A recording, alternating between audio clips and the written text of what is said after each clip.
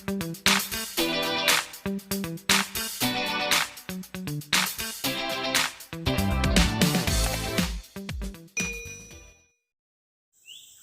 kembali dengan saya di channel Liu Green Fingers. Apa kabar teman-teman satu hobi? Semoga Anda sentiasa sehat di samping kerja-kerja berkebun. Kebun juga sentiasa menjadi dengan pokok-pokok durian yang sehat. Kepada Anda yang baru saja singgah di channel saya, terima kasih karena Anda mengikuti perkembangan channel Liu Green Fingers. Anda boleh tekan like dan juga subscribe dan kongsikan kepada rekan-rekan Anda yang lain. Semoga video ini memberi manfaat khususnya kepada penanam-penanam durian pemula seperti saya. Dan kepada Anda yang sudah pun subscribe, terima kasih karena Anda senantiasa menyokong channel ini selama ini. Jadi untuk kali ini saya akan kongsikan dengan Anda 10 ciri pokok durian yang unggul ataupun yang terbaik. Jadi untuk tidak membuang masa, jom kita teruskan ciri pokok durian yang unggul yang pertama. Pokok durian kita kena pastikan hanya mempunyai satu batang utama ataupun yang kita panggil sebagai satu central leader. Seperti pokok yang ini saya jadikan sebagai contoh saja. Pokok ini masih kecil, saya masih belum mempunyai pokok yang besar untuk saya jadikan contoh, tetapi sekurang-kurangnya pokok ini boleh memberi gambaran yang jelas kepada Anda apa yang saya maksudkan dengan 10 ciri tersebut. So yang pertama ialah hanya mempunyai satu batang utama seperti ini. Kalau Anda lihat dari bawah sehinggalah ke atas, tidak ada cabang Y ataupun tidak ada cabang V. Sebenarnya pokok ini ada cabang Y dan cabang V, tapi saya sudah selesaikan masalah itu lebih awal. So kalau Anda tengok sampai di sini ada satu dahan di sini yang agak membentuk dahan V, dan ini saya akan selesaikan kemudian sebab itu di bagian atas. So kita akan fokus di bagian bawah. So untuk yang pertama hanya satu batang utama. Apa akan jadi kalau pokok durian kita mempunyai banyak cabang ataupun mempunyai 2 cabang? Akan memberi masalah yang besar kepada pokok kita. Untuk perkongsian yang lain, kenapa kita harus mempunyai hanya satu batang utama, saya akan rincikan dan saya akan detailkan di perkongsian yang lain. Jadi ciri yang pertama, pokok durian kita mesti pastikan hanya mempunyai satu batang utama sahaja. Ciri yang kedua, teman-teman sekalian, ialah dahan-dahan sekunder tidak bergesel ataupun tidak bersentuhan antara satu sama lain. Untuk contoh pokok ini, mana satu yang dikatakan sebagai dahan sekunder? Ini dia. Ini dia yang dikatakan dahan-dahan sekunder. Ini batang utama, kemudian inilah dahan-dahan sekunder.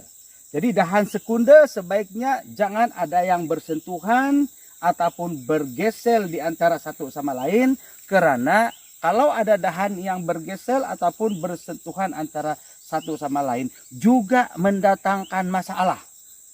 Ini juga saya akan rincikan di perkongsian video yang lain. Jadi dahan-dahan sekunder mesti kita elakkan daripada bersentuhan dan bergesel. Jadi bilakah kita akan selesaikan masalah ini? Waktu kita membuat pemangkasan ataupun pruning. Jadi kita kena pastikan mana-mana dahan yang bergesel, mana-mana dahan yang bersentuhan, kita akan buang. Jadi kita boleh gunakan teknik pruning 10101 ataupun 1001001. Ciri yang kedua, tidak ada dahan sekunder yang bergesel. Oke, Anda boleh tengok ini sebagai contoh berjauhan antara satu dengan yang lain.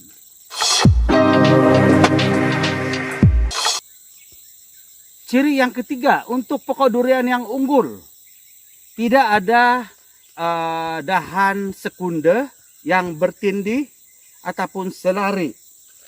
Macam mana yang dikatakan bertindih ataupun selari? Mungkin kamera boleh ambil yang ini sebagai contoh. Oke, ini adalah contoh dahan yang bertindih ataupun selari. Jadi kalau kita biarkan dahan kita seperti ini akan memberi masalah kepada buah durian nanti. Jadi sama ada kita buang salah satu ataupun kita juga boleh adjust, tarik ke begini dan sebagainya. Nanti ini kita pikirkan. Tetapi kita tengok contoh di bawah. Oke, kalau kita tengok contoh di bawah ini tidak ada pokok yang bertindih. Oke, tidak ada pokok yang bertindih. Kalau kita tengok. Jadi sebenarnya dahan ini pada awalnya dia ada yang bertindih dan ada yang membentuk dahan Y juga. Tetapi saya tarik ke sisi sana, ke sisi sini. Kemudian saya sokong dengan tali supaya akan membentuk seperti itu.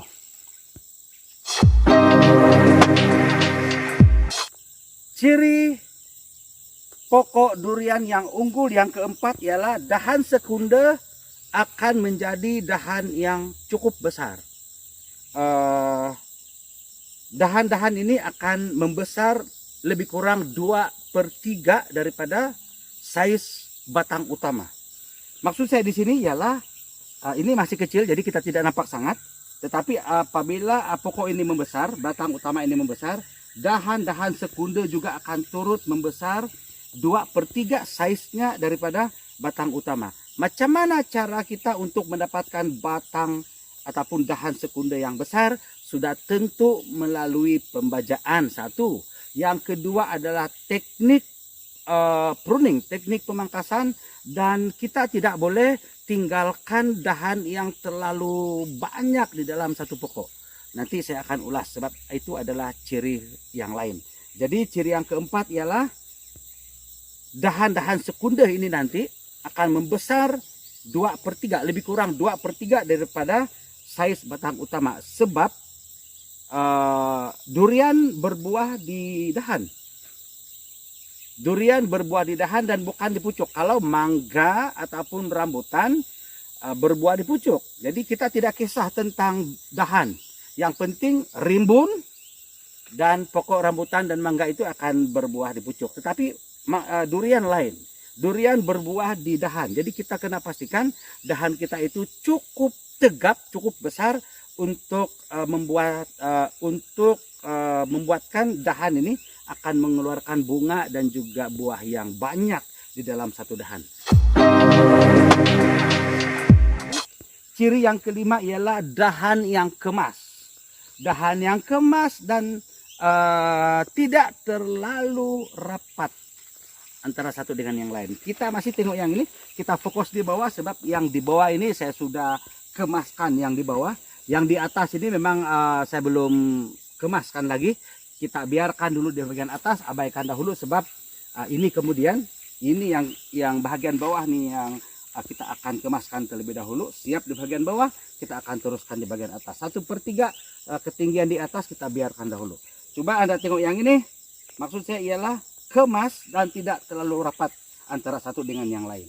Jadi kalau ada yang ini adalah contoh, sebagai contoh, ini adalah bekas dahan juga di sini nih.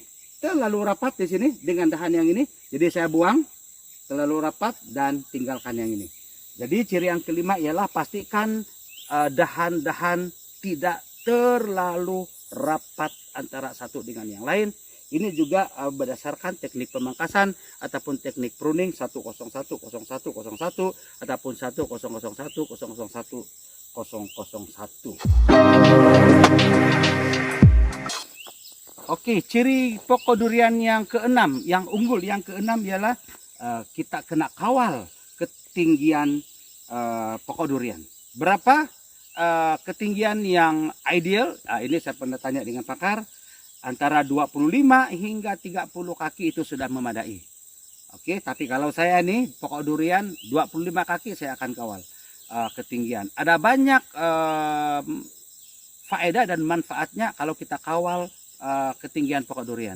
Jika terlalu tinggi juga akan meninggikan, jika terlalu tinggi juga akan mewujudkan banyak masalah. Yang ini juga saya akan rincikan dan saya akan kongsikan di perkongsian video yang lain karena perlu perincian yang lebih jelas tentang yang ini. Jadi ciri yang keenam yang unggul, kawal ketinggian, jangan terlalu tinggi, rendangkan pokok durian, ketinggian maksimum 30 kaki. Sudah cukup. Sebaik-baiknya kalau boleh kita bentuk dahan-dahan sekunde durian kita ini ke semua arah. Sekali lagi saya bagi contoh yang ini. Oke, bagi contoh yang ini Anda boleh lihat. Oke, dahan yang ini di bawah, dahan yang ini juga termasuk semua ini.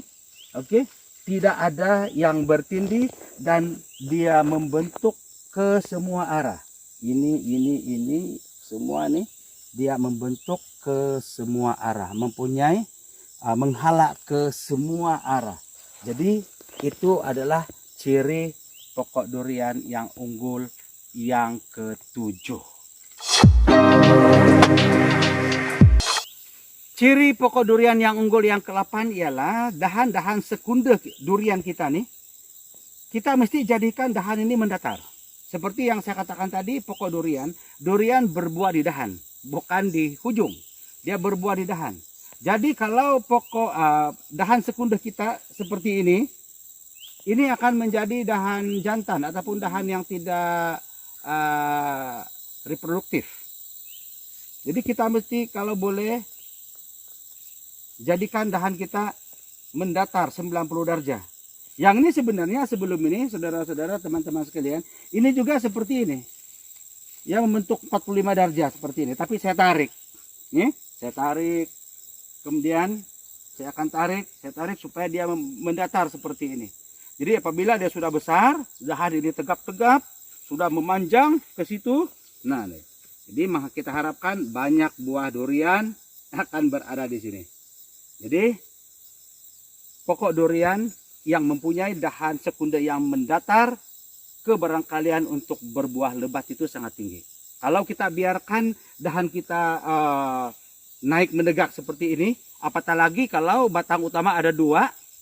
Bila batang utama ada dua naik begini, pokok durian kita tidak akan berbuah lebat sebab kebanyakan dahannya nanti akan menjadi kecil dan kebanyakan dahannya akan menegak ke atas yang akan menjadikan dahan itu dahan jantan.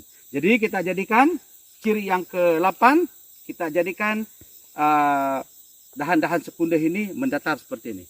Jadi kalau dahan durian ini macam pokok durian saya ini saya akan tarik seawal yang mungkin untuk membentuk dahan yang mendatar. Itu ciri yang ke-8. Jumlah dahan. Mungkin ramai dalam kalangan petani, dalam kalangan kita beranggapan bahwa pokok durian kita ini makin banyak dahan, makin bagus. Dengan tanggapan bahwa kalau dahan itu banyak, nanti pokok durian kita akan berbuah banyak ataupun berbuah lebat. Nah, rupanya tanggapan ini salah. Tanggapan ini salah dan saya sangat bersetuju tanggapan ini salah. Kalau dahan terlalu banyak, dahan-dahan akan menjadi kecil-kecil dan tidak akan produktif untuk menghasilkan buah. Jadi persoalannya di sini ialah berapa dahan yang kita perlu tinggalkan. Ada banyak pendapat tentang yang ini dan saya juga bertanyakan pakar berkenaan yang ini dan dapatan yang saya dapat ialah 9 hingga 12 dahan pembuahan sudah cukup. Ada juga pakar yang lain, pekebun yang lain mengatakan maksimum 15. Saya bersetuju dengan 15, maksimum 15. Tetapi pokok-pokok durian saya ini saya akan bentuk dahan-dahannya sekitar 12 ataupun 13 sahaja. Maksimum 15. Kalau lebih daripada itu, lebih banyak dahan, ada masalah. Lagi banyak dahan durian kita sebenarnya banyak masalah yang timbul. Apa masalah itu? Ini saya akan rincikan di dalam perkongsian video yang lain. Jadi ciri pokok durian yang unggul yang ke-9 ialah dahan pembuahan minimum 9, maksimum 12. Kalau ada yang menyimpan dahan sampai ke 15 juga boleh. Tetapi kalau saya akan tinggalkan 12. Seperti pokok ini, saya akan bentuk dahan-dahan pembuahan sehingga 12. Kemudian lepas itu saya akan mula topping. Kemudian saya akan jaga ketinggian. Saya mau durian saya dia kembang ke kiri ke kanan ke semua arah dengan dahan yang tegap-tegap tetapi dengan rendang.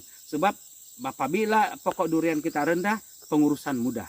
Penyemburan foliar, penyemburan racun, dan sebagainya. Jadi sangat memudahkan. Jadi ciri yang ke-9 ialah dahan pembuahan minimum 9, maksimum 12. Mau 15? Boleh. Lebih daripada itu, jangan. Saya tidak sarankan. Pakar pun mengatakan, jangan. Itu ciri ke-9.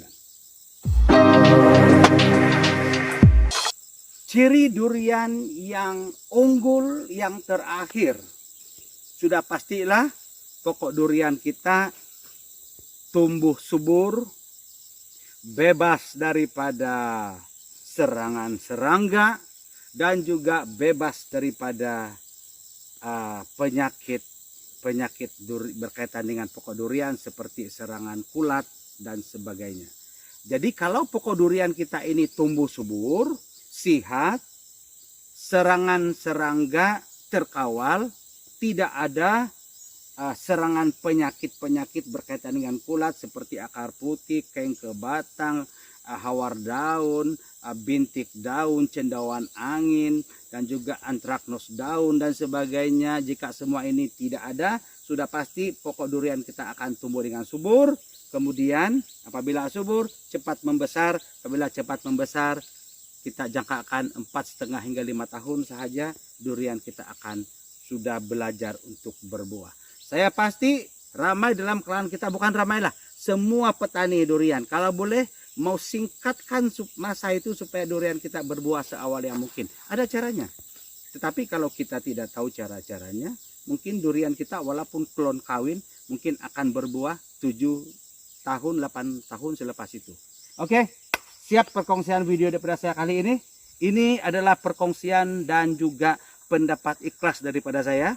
Tetapi saya pasti dan saya percaya kalau 10 ciri yang saya katakan tadi itu kita dapat lakukan dan kita dapat buat untuk pokok durian kita, saya pasti benar pokok durian kita akan menjadi pokok durian yang unggul, yang akan berbuah cepat dan juga boleh berbuah dengan lebih banyak.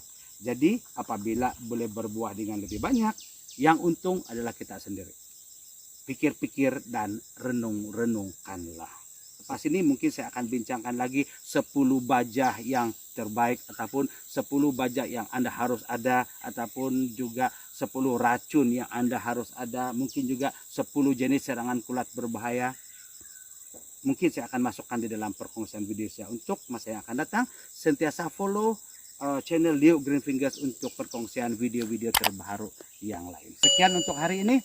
Semoga video ini memberi manfaat kepada Anda.